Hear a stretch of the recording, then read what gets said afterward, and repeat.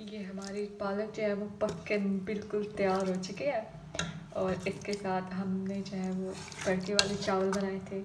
अब ये जो है मैं पालक और तड़के वाले चावल जो है वो दोनों मिला के खाऊंगी। चलें जी।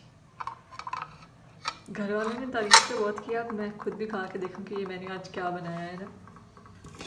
अगर आपको वीडियो अच्छी लगे तो वीडियो को लाइक शेयर और सब्सक्राइब करें।